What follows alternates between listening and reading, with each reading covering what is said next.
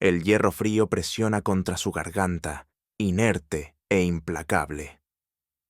Berenice tiene 29 años y cada respiración la obliga a sentir cómo el collar se hunde en su tráquea, llenándole la boca con el sabor a óxido y a sangre seca, impregnados en un metal que ya ha rodeado incontables cuellos antes que el suyo.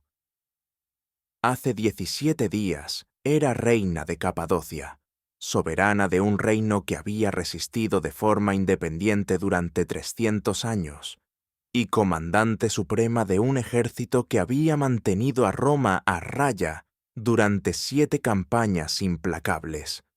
Era la mujer que se enfrentó al legado del emperador Tiberio sin bajar la mirada, y le advirtió que Capadocia quedaría reducida a cenizas antes de aceptar la sumisión. Ahora se arrodilla sobre piedra helada dentro de un campamento romano, con las manos atadas a la espalda y el cabello cortado al ras, porque Roma considera el pelo de una reina cautiva un arma, algo que podría retorcer hasta convertirlo en un lazo antes de que puedan exhibirla ante la multitud como está previsto. A su alrededor, el campamento despierta, voces que gritan órdenes en latín, caballos que resoplan al ser llevados a beber, armaduras y herramientas que chocan entre sí mientras comienzan los preparativos para la marcha hacia el oeste, hacia Roma, hacia el triunfo. La celda apesta a orina, a paja podrida y a otro olor que se impone bajo todo lo demás, empalagoso y dulce, uno que ella se ha entrenado para no nombrar. Quienquiera que estuviera allí antes que ella no vivió lo suficiente como para ser trasladado a otro lugar. El cuerpo fue arrastrado fuera 3 días atrás, y aún así el hedor persiste. Una lección silenciosa sobre el destino de los cautivos que sobreviven a su utilidad. Un guardia permanece más allá de los barrotes de hierro, observándola.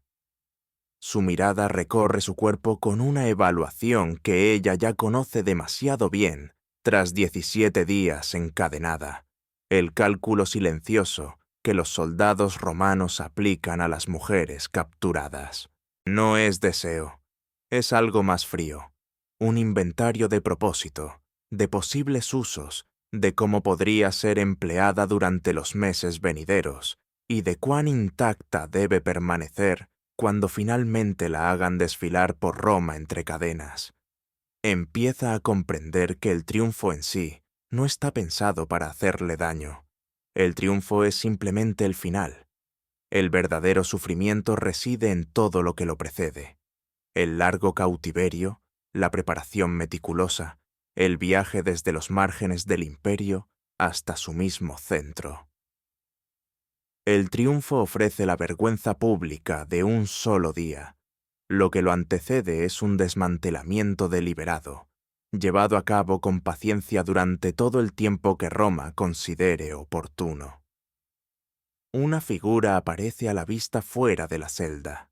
Parece estar en la mitad de la cuarentena, vestido con la armadura de un oficial de alto rango, el rostro marcado por una crueldad cansada y profesional que Berenice ha aprendido a asociar con los hombres romanos dedicados a la guerra. No da su nombre. No es necesario. Cuando se acerca, los guardias se cuadran, y esa reacción por sí sola le dice todo lo que necesita saber.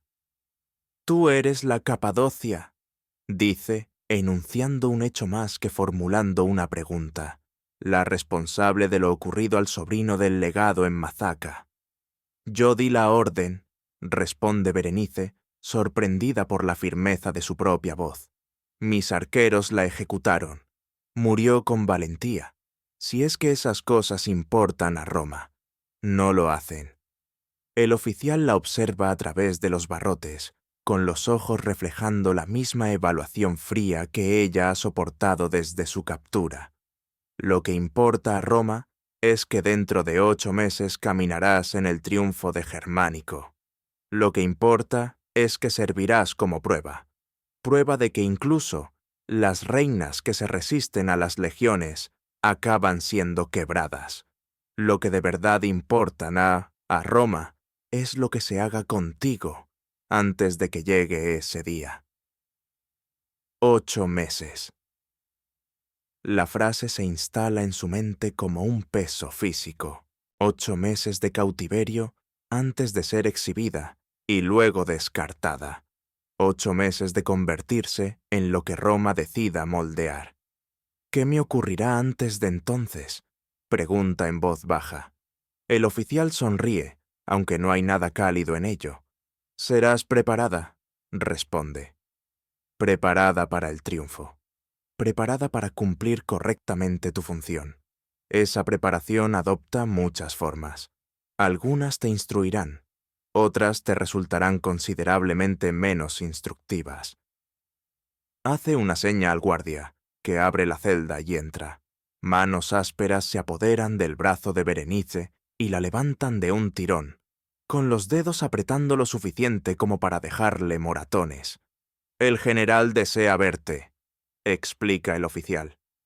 «Ha mostrado un interés particular por la reina Capadocia. Deberías sentirte privilegiada. La mayoría de los cautivos siguen procedimientos rutinarios. Tú te has ganado una consideración individual. Consideración individual. Las palabras encierran un significado que aún no comprende del todo, pero que hace que el agarre del guardia parezca casi piadoso en comparación. La sacan de la celda y la conducen a una luz matinal implacable que le quema los ojos tras días de oscuridad. La hacen marchar a través del desorden ordenado de un campamento romano que se prepara para moverse. Más allá de soldados que se detienen para mirarla. Más allá de otros prisioneros atados entre sí, esperando ser transportados. Más allá de carros cargados con los despojos de su reino caído. En uno de ellos distingue su corona, el diadema que llevaba cuando hablaba a su pueblo, cuando cabalgaba al frente de su ejército, cuando creía que la determinación y la valentía podían resistir a la mayor fuerza militar que el mundo había conocido. Ahora descansa entre montones de riquezas robadas, oro, plata y joyas, arrancadas de palacios, templos y de los cuerpos de nobles que murieron defendiendo lo que creían suyo. No llora. Ya ha aprendido que las lágrimas no sirven de nada y exponen una debilidad que Roma está ansiosa por explotar. En su lugar, fija en la memoria la posición del carro. Memoriza a los soldados asignados a custodiarlo. Ella memoriza cada detalle, consciente de que la información es la única arma que aún tiene a su disposición, y tiene la intención de usarla. Lo que sigue ha sido deliberadamente borrado de las historias que celebran los triunfos romanos como espectáculos grandiosos. Los poetas que escribieron sobre carros dorados y multitudes, aclamando, nunca se detuvieron a considerar lo que ocurría en los campamentos ocultos, en los barcos o en las prisiones, donde la realeza capturada pasaba los meses previos a ser mostrada al público. Los historiadores que elogiaban el genio militar de Roma a menudo evitaban registrar las formas en que monarcas orgullosos eran reducidos metódicamente a cautivos obedientes, aptos para la exhibición. Esta noche descubrirás lo que realmente implicaba el triunfo, no el único día de pompa descrito en los libros de texto, sino la preparación prolongada que hacía posible aquel espectáculo. Aprenderás lo que los soldados romanos hacían con reyes, reinas y príncipes durante los meses entre su captura y su aparición pública. Verás por qué algunos prisioneros reales llegaban a Roma física y mentalmente destrozados, mientras que otros se conservaban en apariencia, pero vacíos por dentro. Conocerás a los oficiales encargados de supervisar a los cautivos reales, a los especialistas en lo que Roma llamaba preparación, quienes sabían con precisión cómo destruir el espíritu de un monarca sin dañar el cuerpo. comprenderás la jerarquía entre los prisioneros, por qué algunos eran condenados a morir tras el triunfo, mientras que otros se les permitía vivir. ¿Y qué dictaba esa diferencia?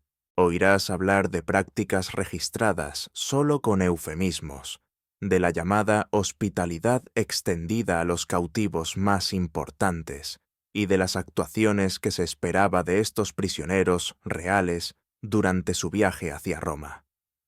Verás qué ocurría con las mujeres y los hijos de los gobernantes, derrotados, porque a veces las hijas tenían más valor que los hijos, y los roles asignados a los niños, reales demasiado jóvenes para amenazar el orden político. Sabrás por qué Cleopatra eligió la muerte antes que la sumisión, por qué sabía que el suicidio era preferible a la humillación que la aguardaba en el triunfo de Octavio. Serás testigo de lo que sucedió a aquellos que no tuvieron su escape, que soportaron los horrores que ella evitó con el veneno de la cobra. Suscríbete si deseas descubrir la oscuridad que se esconde tras el ritual más celebrado de Roma.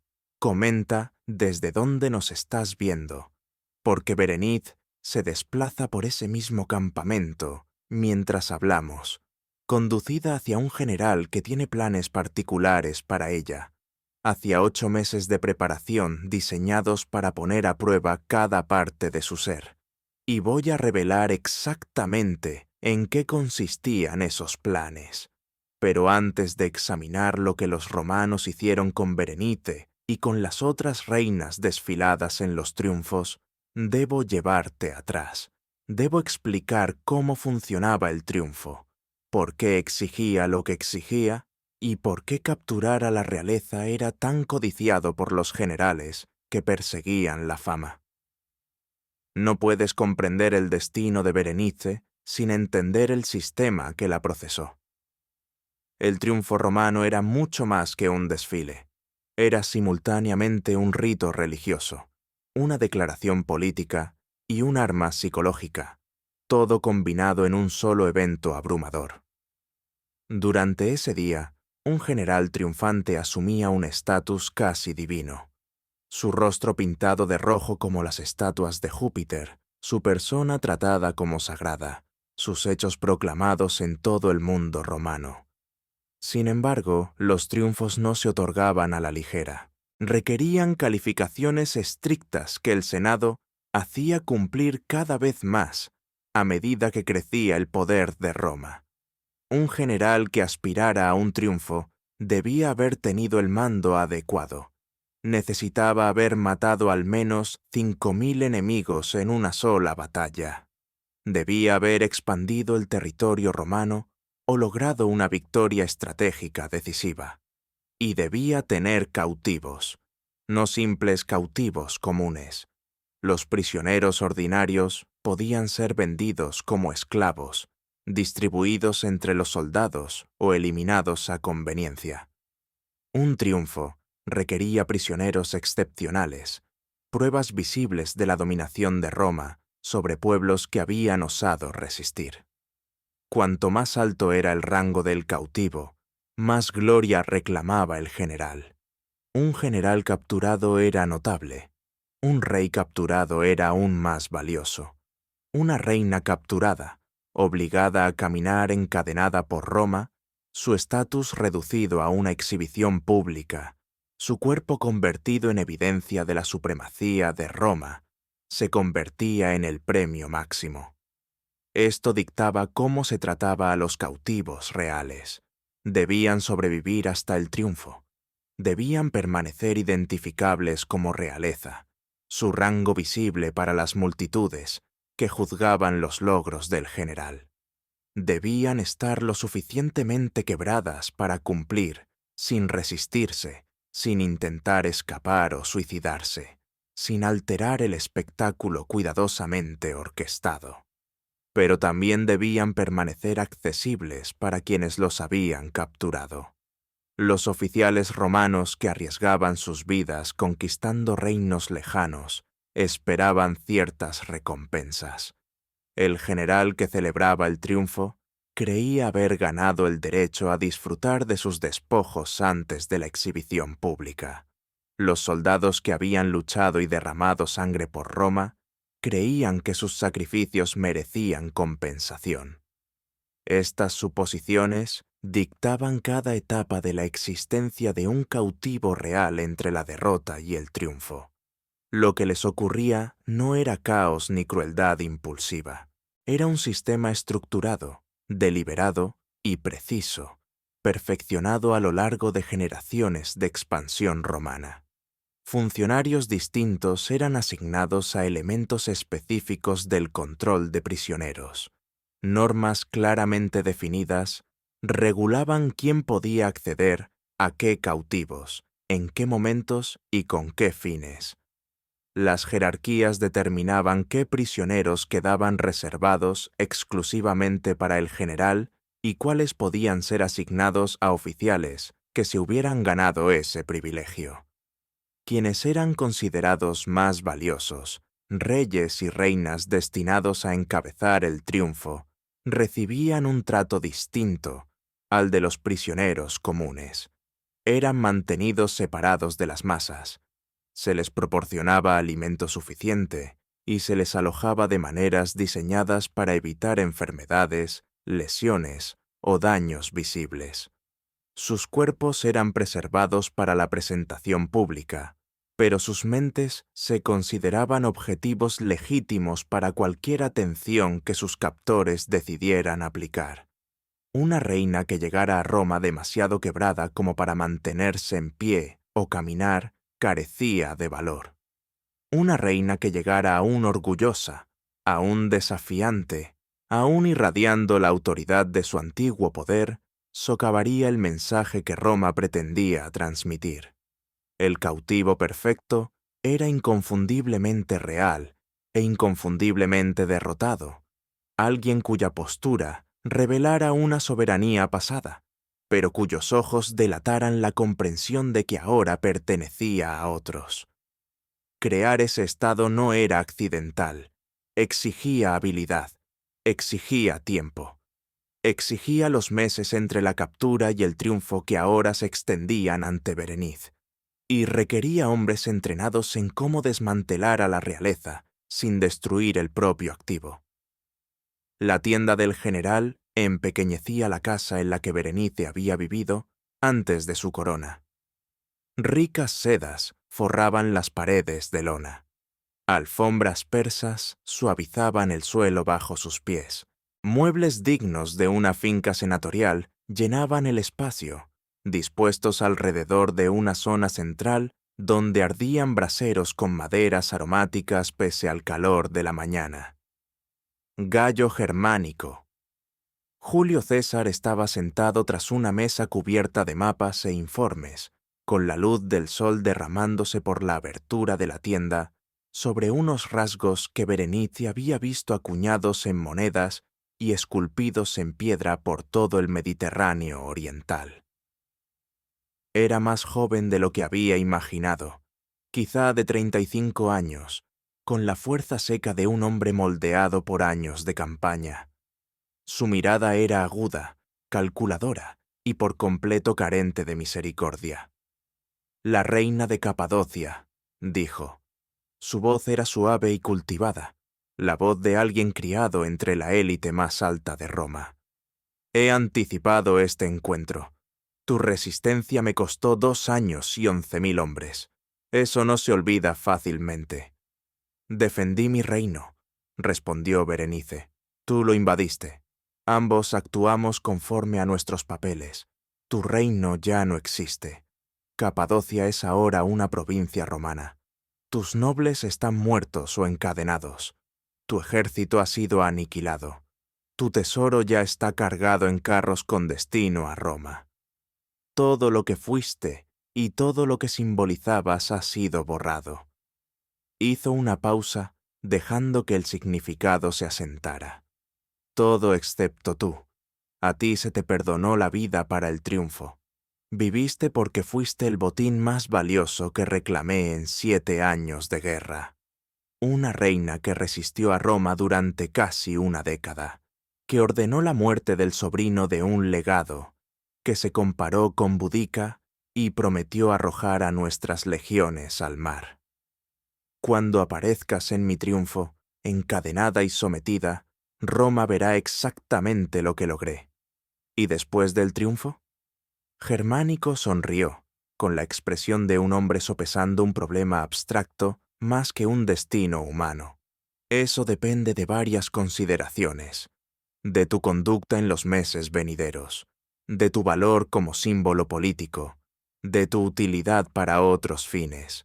Hizo un gesto y un sirviente trajo vino. Germánico bebió sin ofrecerle ninguno. Debes comprender tu posición. Ya no eres una reina.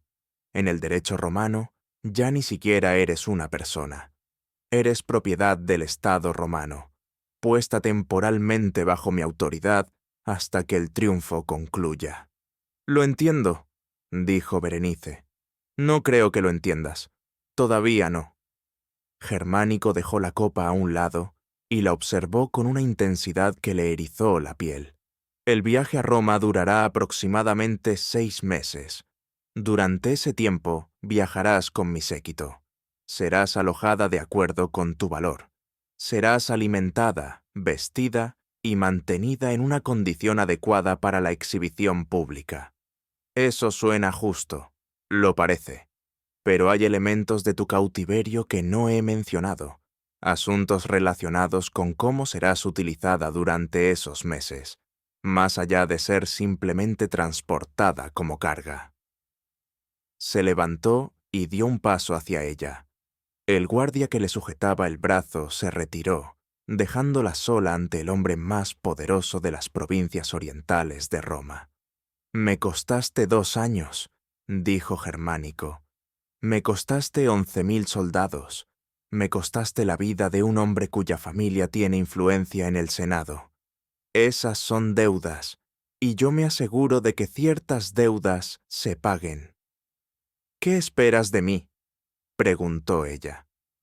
«Por ahora, quiero que reconozcas que cada aspecto de tu destino está en mis manos, que tu supervivencia hasta el triunfo no es una promesa, solo una probabilidad, condicionada a tu disposición para cumplir, que este cautiverio puede desarrollarse de muchas maneras, algunas considerablemente más dolorosas que otras, y que tu conducta decidirá qué camino se seguirá».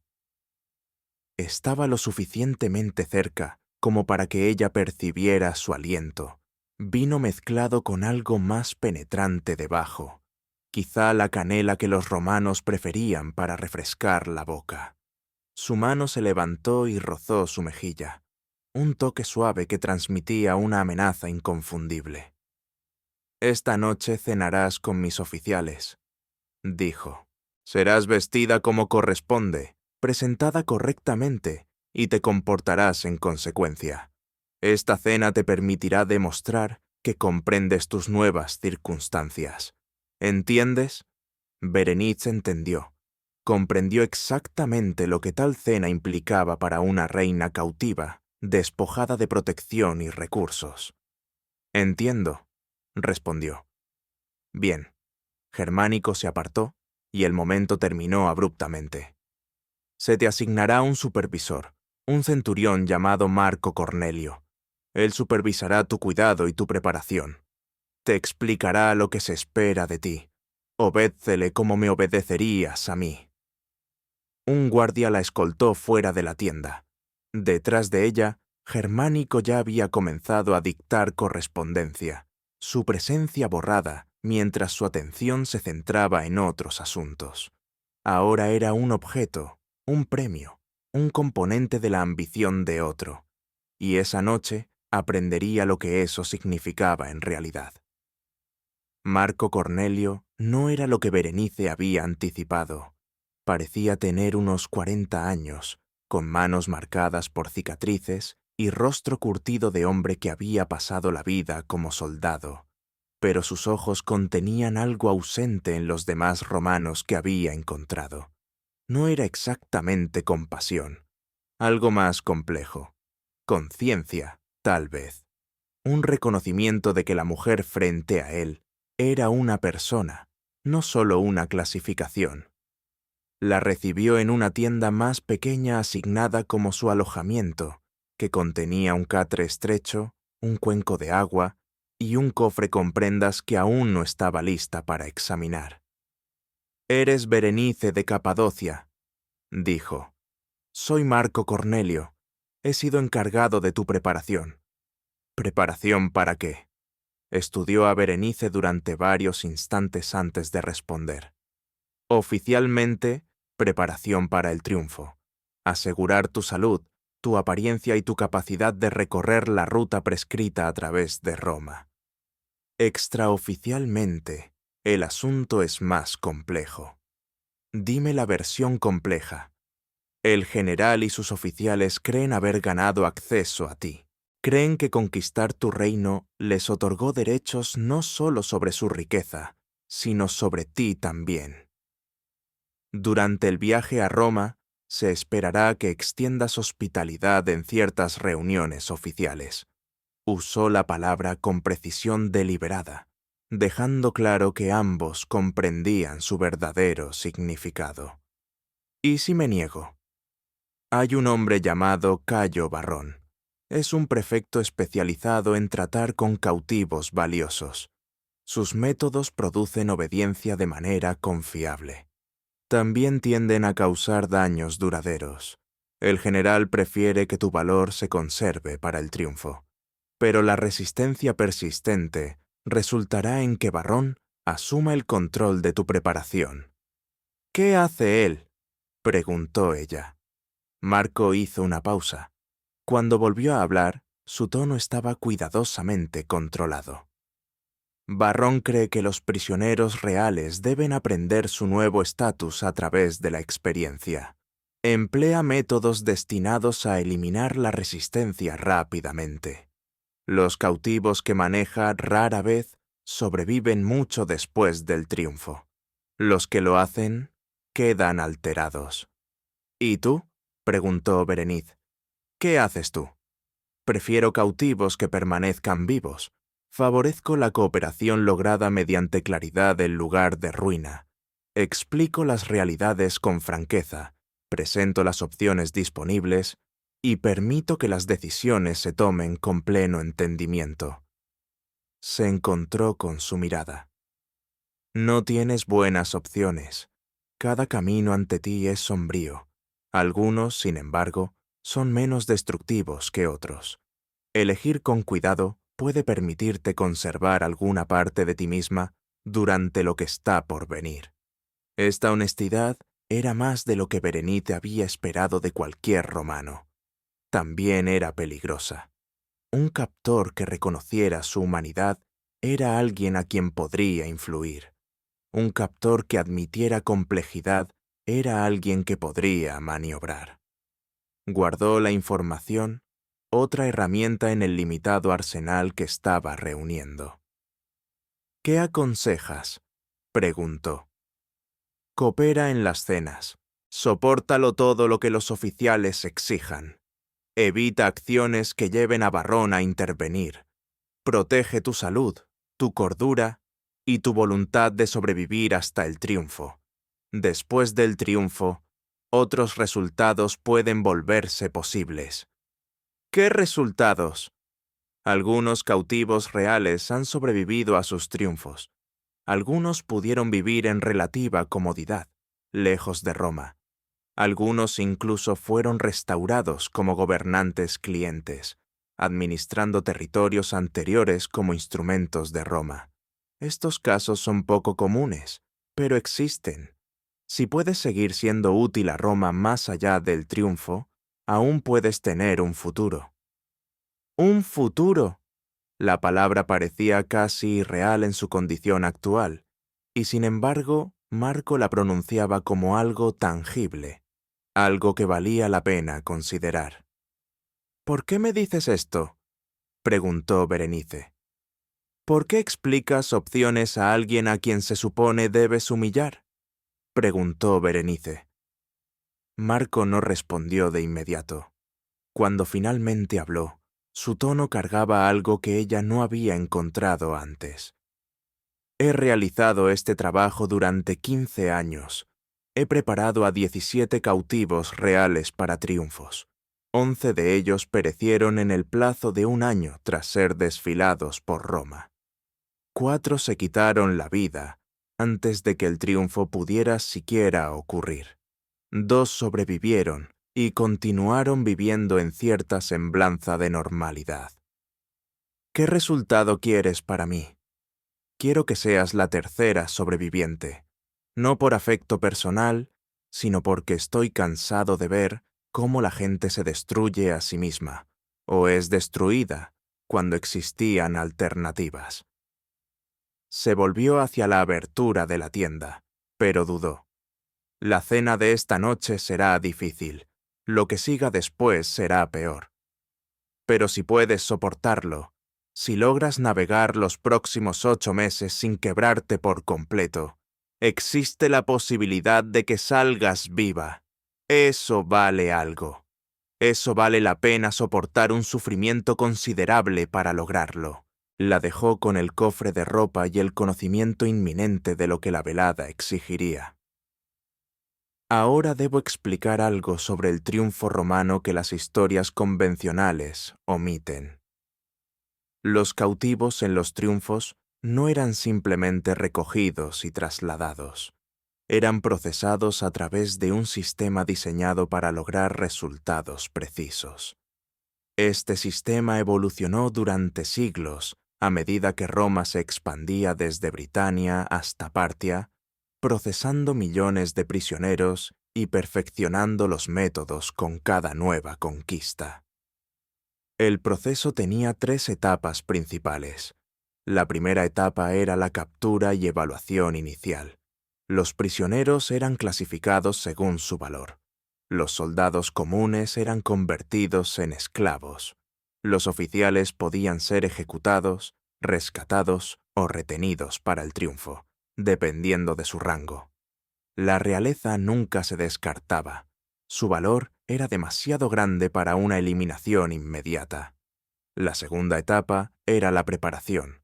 Se extendía desde la captura hasta la llegada a Roma, generalmente de 3 a 12 meses según la distancia. Durante este tiempo, los cautivos reales se mantenían físicamente saludables, mientras se los quebraba sistemáticamente a nivel psicológico.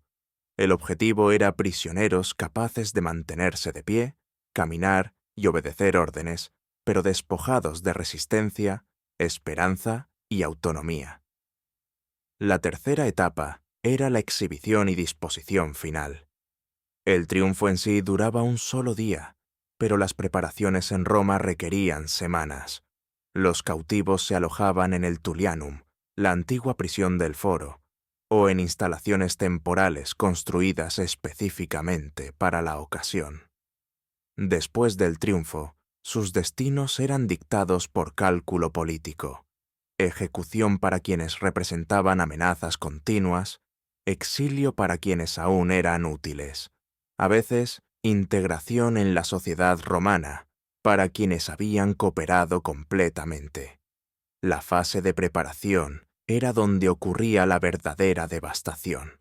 Los oficiales romanos que conquistaban territorios esperaban recompensas.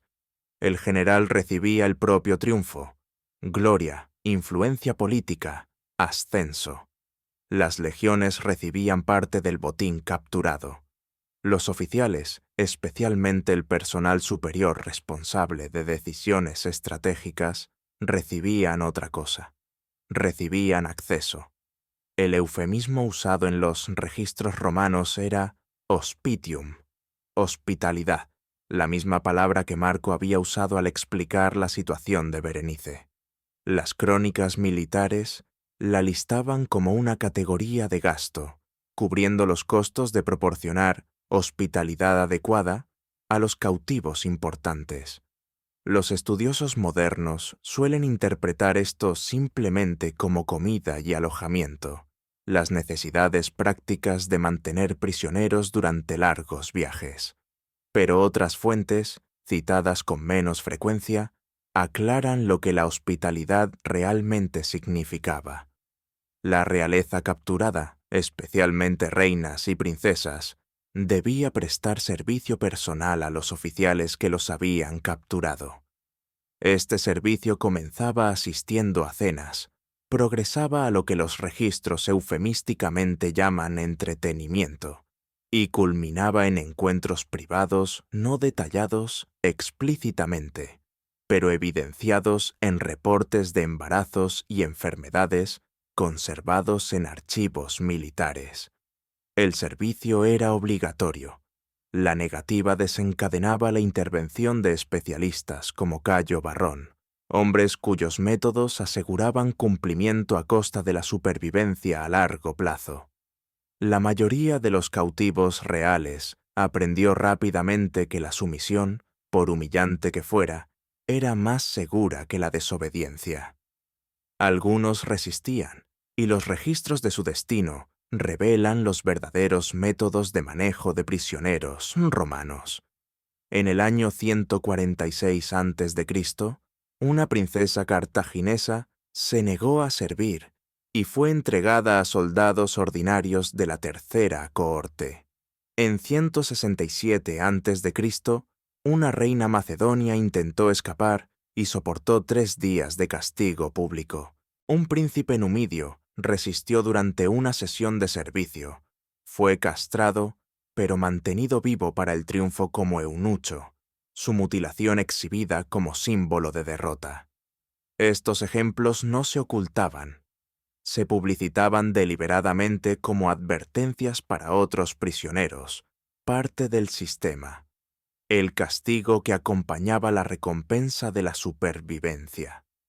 Esto era lo que Berenice enfrentaba mientras se vestía para la cena con prendas elegidas para marcarla como un premio, preparándose para ofrecer hospitalidad a los oficiales que habían aniquilado su reino. Finalmente comprendió a qué se había referido Marco cuando habló de tener opciones. Ahora entendía que cada camino abierto ante ella era horroroso a su manera, y que seguir con vida significaba elegir la opción menos destructiva y soportar cualquier precio que exigiera.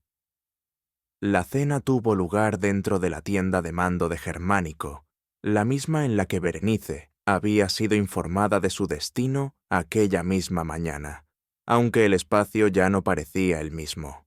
Los mapas y documentos oficiales habían sido retirados, sustituidos por lechos de banquete dispuestos alrededor de un centro abierto por el que los sirvientes se movían con una eficiencia ensayada.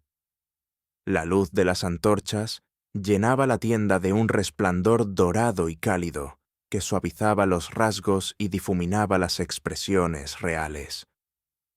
12 oficiales descansaban reclinados en los lechos, con Germánico sentado en el lugar de mayor honor y sus comandantes principales colocados según su rango. Vestían ropas civiles en lugar de armaduras, una elección deliberada destinada a sugerir refinamiento y normalidad en vez de autoridad militar. A Berenice la habían vestido con una túnica que apenas ocultaba nada, una prenda translúcida de estilo griego que los romanos asociaban con las culturas orientales sometidas.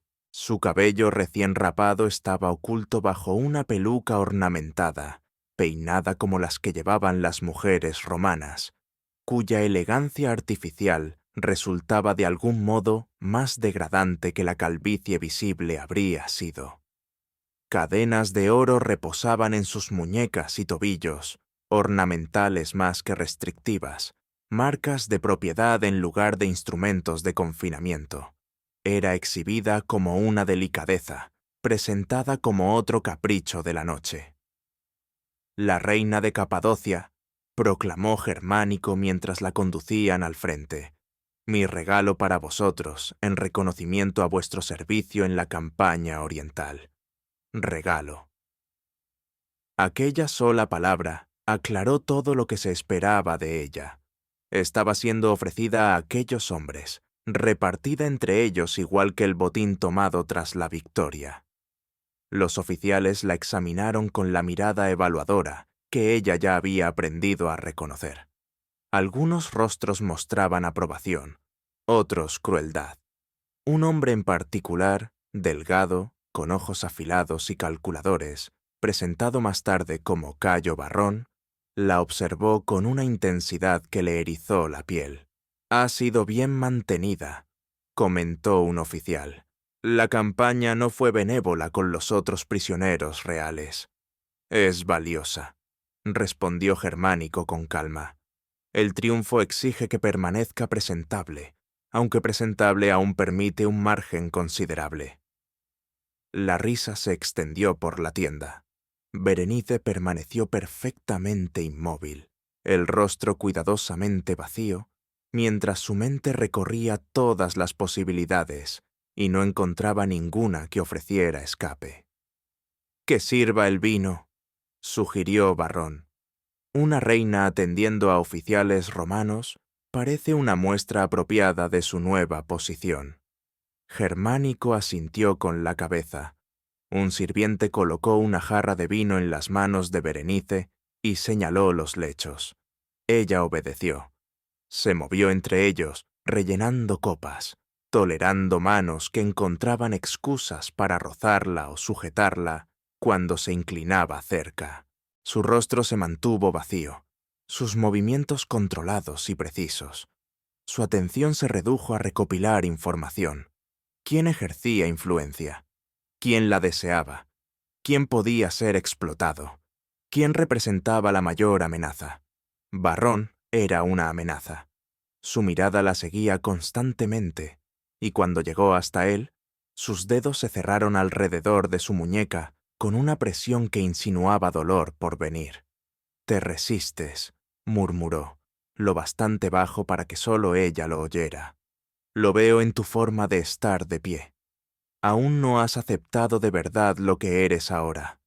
Todavía crees que la huida es posible, que la dignidad puede conservarse». «Estoy cooperando», respondió Berenice con tono uniforme. «Estoy haciendo lo que se me ordena. Tu cuerpo obedece, pero tu mente está en otra parte. Ese es un defecto que sé cómo corregir. El general quiere que llegues intacta al triunfo. El general quiere que llegues quebrada cuando ese día llegue. Solo el método está por decidir. Tengo mis preferencias, pero la paciencia me sirve bien. Con el tiempo me darás la oportunidad que estoy esperando». Soltó su muñeca. La marca de sus dedos permanecería durante días. La cena se prolongó. A medida que el vino seguía fluyendo y las voces se elevaban, la naturaleza de la velada cambió. Trajeron músicos, seguidos de bailarinas, y cuando la noche alcanzó su final inevitable, los oficiales comenzaron a hacer valer sus reclamaciones. El primer hombre que llevó a Berenice detrás de un biombo no fue cruel, solo eficiente. Terminó rápido y la envió de vuelta sin decir palabra. El segundo se demoró más interesado en sus reacciones que en su cuerpo, interrogándola sobre su tierra natal mientras la usaba. El tercero dejó marcas que quedarían ocultas bajo la tela. Cuando la reunión terminó, 4 oficiales habían tomado su parte de la conquista. Berenice había soportado exactamente lo que Marco le había advertido que ocurriría, y había sobrevivido. La condujeron de vuelta a su propia tienda, al cuenco de agua y al catre estrecho, al aislamiento donde por fin pudo reconocer todo lo que había obligado a permanecer enterrado. No lloró. Había jurado que no lloraría hasta que regresara a la libertad, hasta que las lágrimas pudieran significar liberación y no rendición. En su lugar, planeó. A la mañana siguiente, Marco llegó con comida y un médico. El médico la examinó con desapego profesional, anotando los moretones, aplicando ungüento, preguntando por dolor y sangrado, todo lo cual Berenice respondió con la misma calma clínica. «Permanece intacta», dijo el médico a Marco. «Solo lesiones menores, nada que comprometa su exhibición. Debería estar lista para volver a ser utilizada en el plazo de 2 días. Utilizada. Solo otra palabra que ocultaba la verdad. Berenice iba asimilando poco a poco el lenguaje del cautiverio, esa formulación romana refinada que se utilizaba para suavizar actos que de refinados no tenían nada. Después de que el médico se marchara, Marcus se sentó sobre el arcón donde estaban sus ropas y la observó con una expresión que ella no supo descifrar. «Has sobrevivido», dijo por fin. ¿Alguna vez estuvo en duda? Siempre lo está. Muchas mujeres se derrumban durante la primera cena. Se resisten, luchan, provocan reacciones que las arruinan de forma permanente. Tú evitaste eso. No tengo ningún interés en quedar arruinada. Solo me importa seguir con vida. Bien, seguir con vida exige planificación. ¿Tienes un plan? Berenice sopesó la pregunta con cuidado. Había empezado a trazar un plan desde el instante mismo en que fue capturada, aunque nunca lo había expresado en voz alta. Decirlo lo haría real, la ataría a un camino que podía fracasar por completo. Pero Marcus había sido honesto con ella. Le había expuesto su situación sin consuelos falsos. Quizá la honestidad merecía la misma respuesta. Germanicus quiere que esté lo bastante dañada como para exhibir su triunfo, dijo, pero también necesita que siga siendo reconocible como reina. Si estoy demasiado rota, pierdo mi valor. Si no lo estoy lo suficiente, su victoria queda incompleta. Esa valoración es correcta. Mi plan es parecer destrozada mientras conservo algo intacto por dentro. Darle lo que necesita de cara al público y al mismo tiempo preservar lo suficiente de mí para sobrevivir a lo que venga después. Marcus inclinó la cabeza lentamente. Ese equilibrio es extremadamente difícil. Muchos lo han intentado. Pocos lo consiguen. ¿Por qué fracasaron los demás? No lograron sostener la ilusión. El trauma se acumuló más rápido de lo que podían absorberlo. O se rompieron de verdad, o dejaron ver su resistencia y provocaron un trato más severo. ¿Y los que tuvieron éxito? Se aferraron a algo, a una razón para resistir que iba más allá de la simple existencia. Un propósito lo bastante fuerte como para sostenerlos a través de aquello que debería haberlos destruido. ¿Qué tipo de propósito? Varía. Algunos se obsesionaron con la venganza, aunque la venganza desde las cadenas rara vez es realista. Otros se aferraron a sus hijos, aunque los hijos de reinas derrotadas pocas veces tienen un buen destino. Otros se centraron en preservar algo, conocimientos, costumbres, historias que de otro modo desaparecerían. Berenice pensó en su reino, ahora reducido a una provincia romana, sus nobles ejecutados o esclavizados, su tesoro transportado en carros, su cultura ya siendo borrada por funcionarios romanos que renombraban ciudades y desmantelaban templos. Mi reino ya no existe, dijo. Mis hijos han desaparecido. Mi hijo murió durante el asedio.